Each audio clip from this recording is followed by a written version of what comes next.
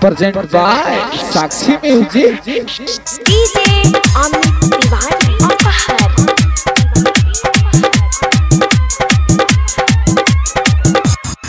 हिलल चलल दोनों इंडिकेटर लागे बंगाल के माल बड़ू बेटर हिलल चलल दोनों इंडिकेटर लागे बंगाल के माल बालू बेटर कोनो कमी न पावे गोरी हमर में एहे पूछी हे गोटो तरफ काला अरे प्यास तुरी नया दिखावा हो पुरानिका मत गाओ तो नया लोन सच्चाई आदितवा के हो ए पूछी एगो टोटरा मकल दर्द न होई कमर में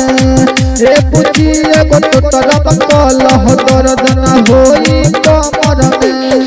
हिलल चलल दोनों इंडिकेटर लागे बंगाल के माल बड़ू बेटर हिलल चलल दोनों इंडिकेटर लागे बंगाल के माल बालू बेटर कोनो कमी न पावे गोरी हमर में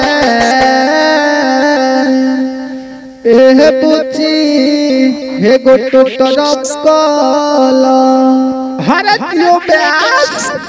ए पूछी ए गोटो तरफ काला दर्द न होई कमर में ए पूछी ए गोटो तरफ काला दर्द न होई कमर में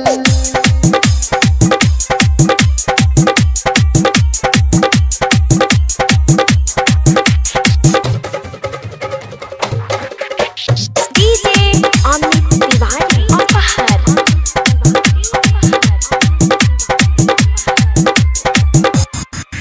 दुनिया गावा सरावो नहीं मुहावा घुमावो